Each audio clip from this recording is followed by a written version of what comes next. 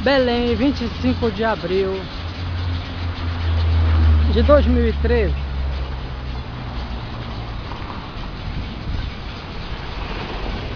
São outros trechos da Praça da República, da Praça Batista Campos, perdão. Algumas garças na copa destas árvores. São malmeiras. Olha o porte a raiz delas, né?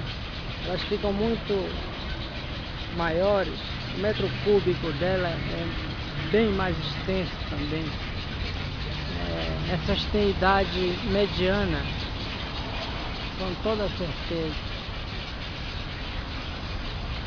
É um espaço muito agradável. Muitas pessoas vêm aqui para praticar esporte. Lá do outro lado tem uma área com alguns instrumentos próprios para fazer exercício. Muitas pessoas vêm aqui fazer caminhada, para perder as calorias, né?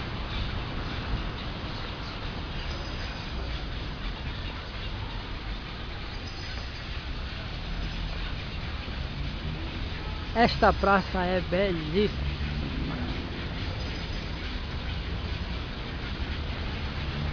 Creio que já possui um século, ou um pouco mais de um século, porque as praças são criadas e depois vão sendo modificadas, né? E cada modificação, né, vão dando uma nova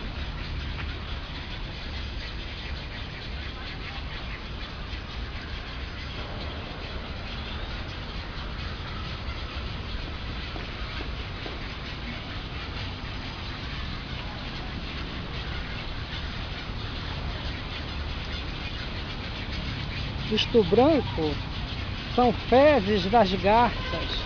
São muitas garças que vêm para cá.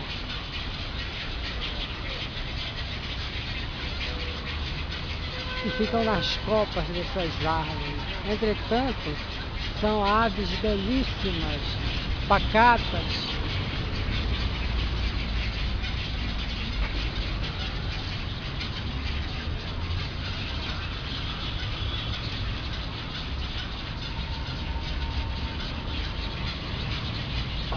E esta é a parte da raiz de uma samalmeira que fica para fora, né? Acima do solo.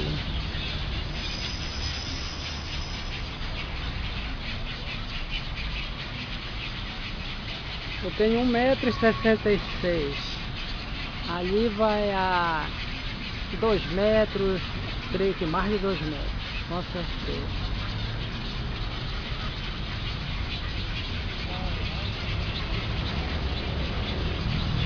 Vou filmar essa daqui que eu achei. Eu não posso dizer que são plantas naturais da Amazônia, não, mas que existem em grande quantidade aqui na região norte do Brasil, portanto, na região amazônica. Samalmeira, muito conhecida por aqui.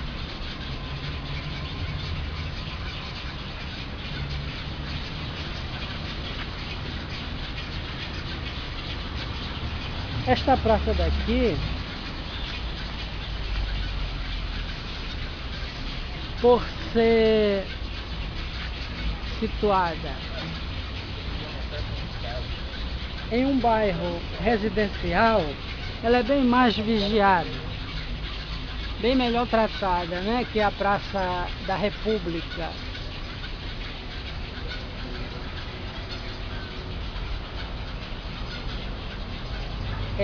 Na Praça da República, esses cantos assim,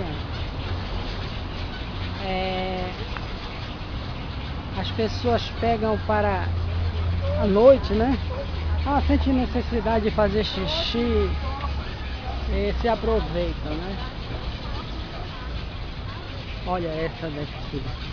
Tem mais de 2,5 metros, ela vai até lá em cima. E só a parte que fica acima do solo, né? A copa das árvores, ou a raiz de uma planta, geralmente, na maior parte, na maioria das vezes, elas se estendem até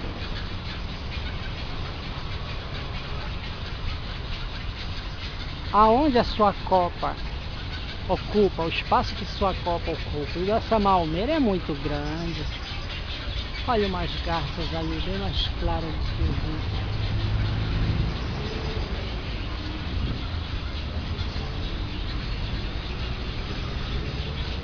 E tá ali uma garça passeando. Vamos devagar para não assustá-la, né? Já está em tempo do homem aprender a conviver com a natureza, né? Fala assim para estes seres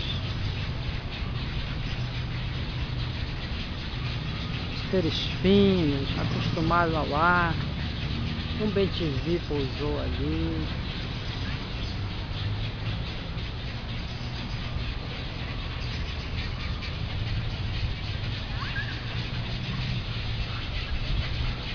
Essa malmeira com caule desse a gente pode dizer assim, com certeza. Olha, ela está na idade mediana dela. Aqui é um bambuzeiro, né? Bambu.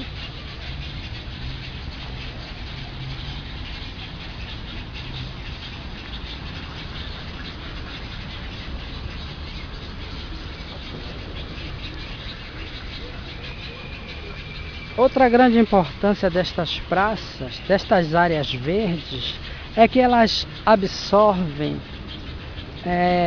ótimo percentual do carbono, né, que os automóveis lançam para a atmosfera, né?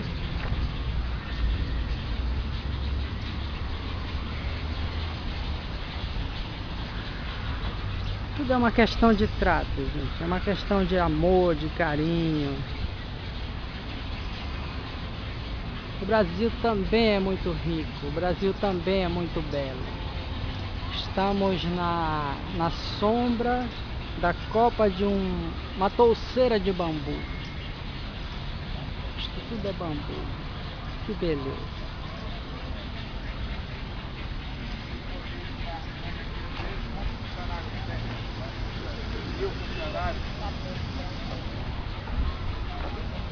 Ali uma muzendra. Tem uma amiga que sempre me lembra: olha, eu tenho uma muzendra. Eu disse para ela: olha, mas a muzendra é mais própria lá para a região sudeste, né? São Paulo, Minas Gerais. Aqui, devido ser muito quente, as flores delas ficam assim, com essas características. Olha, parece que estão murchando ou estão murchas, mas a planta em si é belíssima. Muito produtiva, muito produtiva. É o tempo todo cheia de flores. É show mesmo, né? Muitas pessoas ainda precisam aprender a valorizar, né, a importância das plantas. Uma casa com um belo jardim, algumas fruteiras, tem muito mais valor, né? Vou pegar daqui este bambuzal, ó, bem pertinho, as flores do bambu. Só falta um urso panda aí pra passar bem.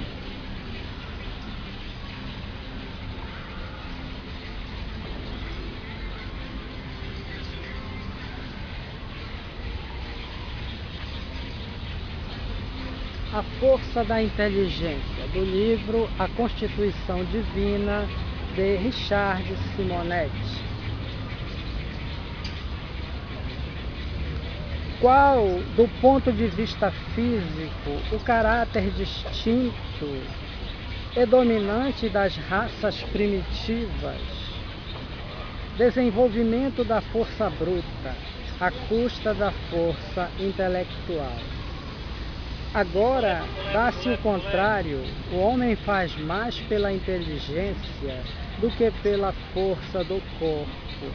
Todavia, faz 100 vezes mais, porque soube tirar proveito das forças da natureza, o que não conseguem os animais. Questão 691 da Lei de Reprodução. Estas leis enumeradas aqui são o Livro dos Espíritos, o primeiro livro da codificação, né, da doutrina espírita. Primeiro livro das obras básicas da doutrina. Excelente pessoa. A característica principal do homem primitivo era o exercício da força bruta em todas as suas atividades, no empenho de subsistência, na luta contra os animais predadores, na procura de alimentos, na solução de pendências com adversários e até no acasalamento. Sua limitada capacidade intelectual impunha-lhe sérias dificuldades para enfrentar o meio hostil. A sobrevivência era uma incógnita, a mortalidade altíssima, a popularização reduzida. O desenvolvimento da inteligência alterou radicalmente a situação, tornando-o capaz de sobrepor-se a todas as limitações para transformar-se no rei da criação. Com pleno domínio sobre os seres inferiores e com habilidade crescente para enfrentar problemas relacionados com a vida terrestre, a espécie humana vem crescendo ao longo dos milênios. Uma assombrosa explosão demográfica registra atualmente mais de 5 bilhões de habitantes em nosso planeta. Particularmente, as grandes concentrações urbanas, onde vivem hoje milhões de pessoas, seriam inviáveis sem recursos tecnológicos mobilizados pelo cérebro humano. Como resolver os problemas de abastecimento, iluminação e limpeza? Imaginemos uma cidade como São Paulo sem energia elétrica, sem caminhões de transporte, reticência. Quando observamos as modernas escavadeiras que fazem serviços de terraplenagem, podemos avaliar o valor da inteligência, simplificando as tarefas. Elas fazem o trabalho de dezenas de homens, apenas com um operador, sem sujeira, sem cansaço. Outro exemplo típico está nas grandes usinas hidroelétricas, onde o imenso potencial de força de um rio é domado e utilizado para movimentar turbinas que geram energia que substitui o esforço físico, oferecendo conforto e facilidades a milhões de pessoas.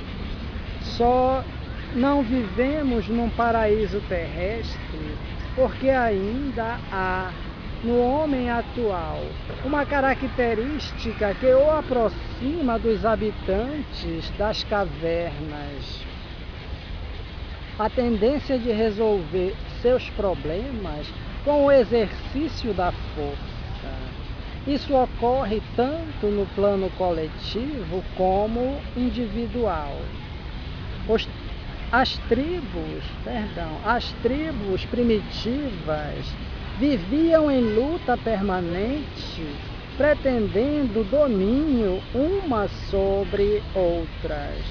Hoje, converteram-se em nações e, com a mesma ânsia de poder, envolvem-se em acirradas disputas em vários níveis econômico, ideológico, religioso, racial, levando não raro suas pendências para os campos de batalha.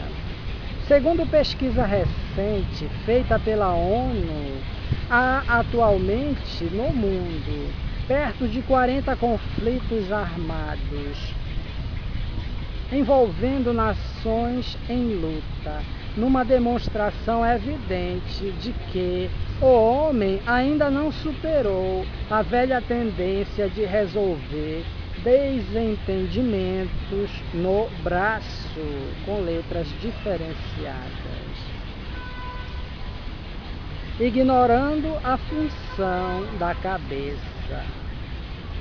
Mesmo as nações desenvolvidas, que teoricamente deveriam favorecer a paz, já que econômica e socialmente ajustadas, fomentam a guerra, vendendo armas ou intervindo como policiais do universo em nações menores, sempre que estas contrariam seus interesses, como a União Soviética no Afeganistão e os Estados Unidos na América Central. E, a pretexto de sustentar a paz, essas nações acumulam artefatos atômicos capazes de destruir muitas vezes a Terra, como se ela pudesse equilibrar-se entre as forças da morte, quando, essencialmente, a paz resulta do equilíbrio das forças da vida, com V maiúsculo, em valores de entendimento e cooperação entre as nações. No plano individual ocorre o mesmo. As pessoas convivem pacificamente até que sejam contrariadas.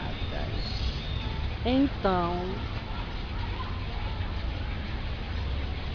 perdem o controle, favorecendo um curto-circuito mental que as faz descer ao nível dos irracionais.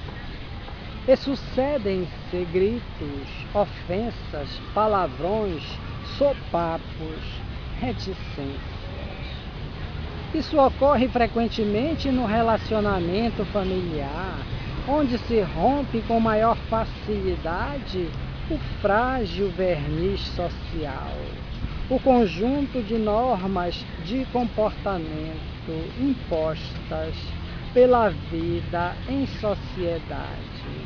Os lares de hoje, por mais modestos, se comparados com os primitivos abrigos em cavernas, são verdadeiros palácios, com recursos outrora inimagináveis, como a televisão, o sistema de água e esgoto, o fogão a gás, o colchão de espuma, a luz elétrica.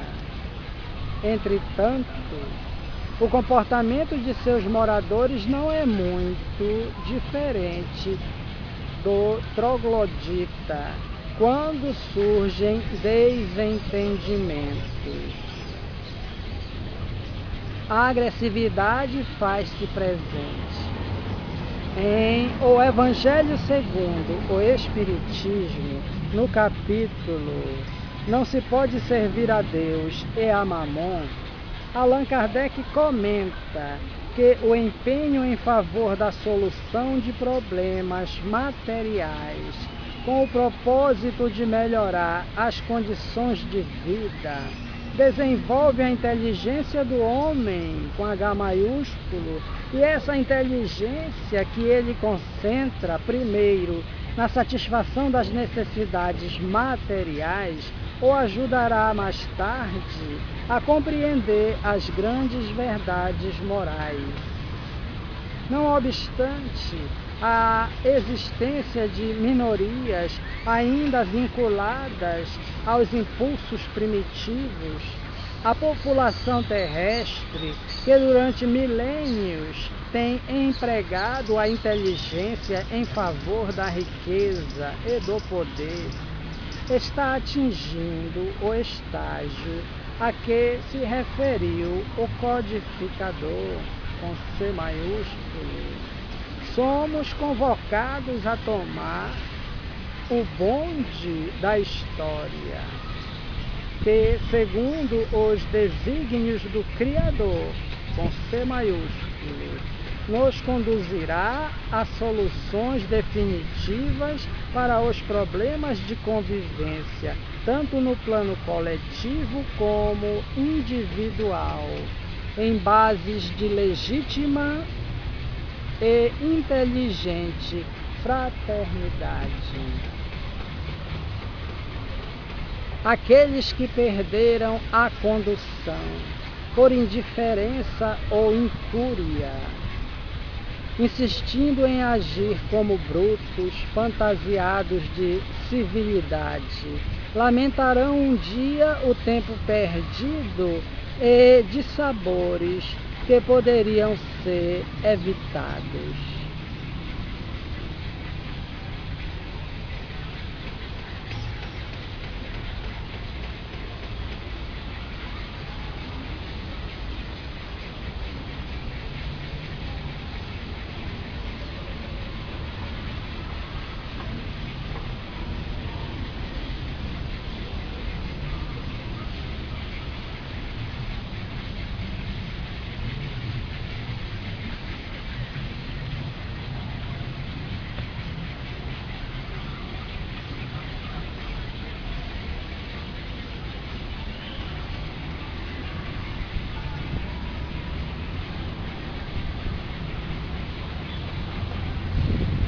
Exceção que se perpetua. É lei da natureza o instinto de conservação? Sem dúvida. Todos os seres vivos o possuem, qualquer que seja o grau de sua inteligência. Nuns é puramente maquinal, raciocinado em outros. Questão 702 da Lei de Conservação. Eu estava no cinema, casa lotada, perto de 1.500 pessoas, quando houve um princípio de incêndio na cabine de projeção. Instantaneamente instalou-se o pânico. Apavorados, os espectadores buscavam fugir o mais rápido possível, derrubando poltronas, comprimindo-se uns aos outros, agindo irracionalmente, como no estouro de uma boiada. Não fossem as chamas prontamente debeladas, e por certo haveria muitas mortes a lamentar.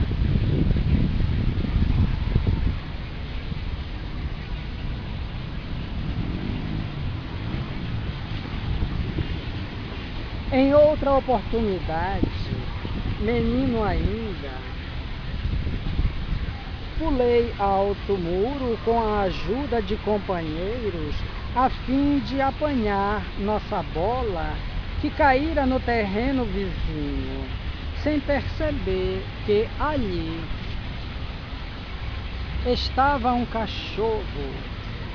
Quando o animal atacou, transpus de retorno o muro sem vacilar, num segundo, como que movido por poderosa mola, e despenquei do muro do outro lado. Nos dois episódios, temos a manifestação do instinto de conservação, um mecanismo de defesa que mobiliza energias inimagináveis em nós, em face do perigo. Há indivíduos que, numa crise de loucura, revelam surpreendente força, ainda que franzinos, exigem o concurso de muitos homens para contê-los. É que, em face de seus desajustes, sentem-se extremamente ameaçados por qualquer pessoa que se aproxime, exacerbando o instinto de conservação.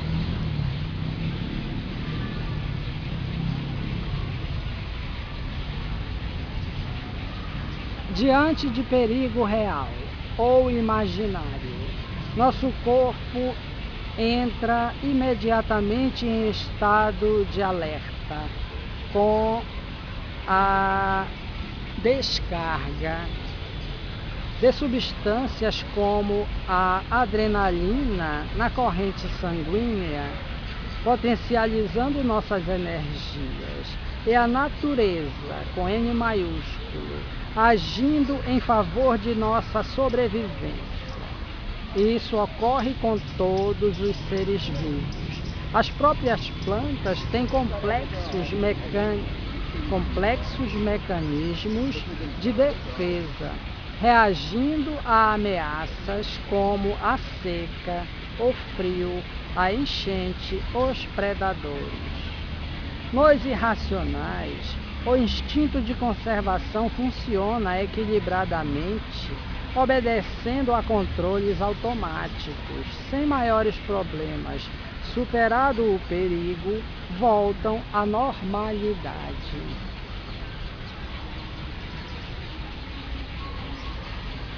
No ser humano, o mecanismo é mais complexo, posto que, exercitando a inteligência, somos chamados a participar desse controle. A dificuldade reside em nosso despreparo. É natural que, em face de uma ameaça, o instinto de conservação mobilize defesas, colocando-nos de prontidão, despertos, ativos ao máximo. Entretanto, trata-se de um estado de exceção que deve ser prontamente superado ou nos esgotaremos, favorecendo a evolução de desajustes físicos e psíquicos. Seria como uma máquina colocada a funcionar em velocidade máxima ininterruptamente. Em pouco tempo necessitaria de reparos. É o que ocorre numa guerra, onde os combatentes permanecem por longos períodos em estado de alerta, tensos, preocupados e com medo.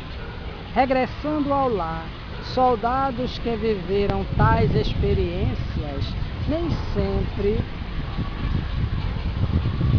conseguem retornar à normalidade, situando-se neuróticos, alternando agressividade e depressão, adotando, não raro, um comportamento antissocial. Na atualidade, todos nos sentimos mais ou menos ameaçados. Há a violência urbana, os assaltos, os assassinatos, há a turbulência do trânsito, há a inexorável e assustadora progressão do custo de vida, há as limitações do salário, que não atende às necessidades de subsistência, reticências. o instinto de conservação permanece a 1000 por hora.